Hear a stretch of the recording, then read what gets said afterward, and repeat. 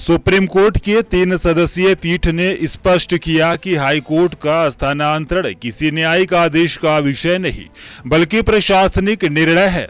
अदालत ने कहा कि हाई कोर्ट अपनी न्यायिक शक्तियों का इस्तेमाल करते हुए इस तरह के प्रशासनिक निर्देश जारी नहीं कर सकता।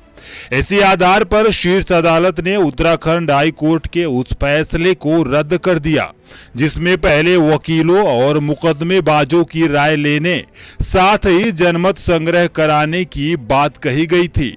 सुप्रीम कोर्ट ने माना कि न्यायिक संस्थानों के बुनियादी ढांचे से जुड़े मामलों का समाधान प्रशासनिक प्रक्रिया के तहत ही किया जाना चाहिए। सुनवाई के दौरान सुप्रीम कोर्ट को बताया गया कि उत्तराखंड सरकार पहले ही हल्द्वानी में हाई कोर्ट के नए परिसर के लिए करीब 26 हेक्टेयर भूमि चिन्हित कर चुकी है। हालांकि इस जमीन पर बड़ी संख्या में पेड़ होने के कारण पर्यावरण संबंधी चिंताएं सामने आई थी। इसी वजह से पहले हाई कोर्ट ने उस भूमि को स्वीकार करने से इनकार किया था।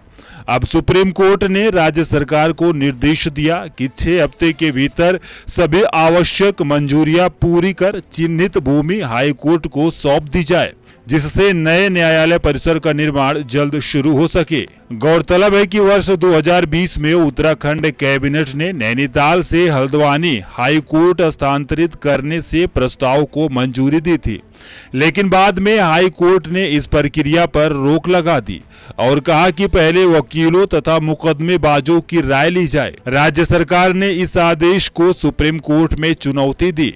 अब शीर्ष अदालत के फैसले के बाद वर्षों से लंबित यह मामला आगे बढ़ गया है।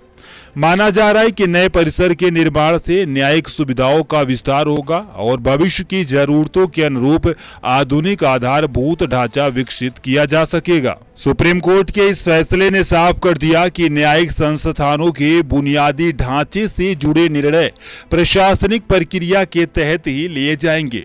उत्तराखंड हाई कोर्ट की हल्द्वानी शिफ्टिंग को लेकर अब कानूनी अड़चनें लगभग समाप्त हो गई हैं।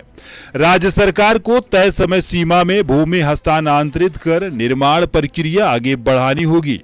इस फैसले को उत्तराखंड की न्यायिक व्यवस्था के लिए एक महत्वपूर्ण कदम माना जा रहा, जिससे भविष्य में बेहतर न्यायिक सुविधाएं, आधुनिक परिसर और बढ़ती जरूरतों के अनुरूप अधिक प्रभावी न्यायिक ढांचा विकसित करने का मार्ग प्रशस्त होगा।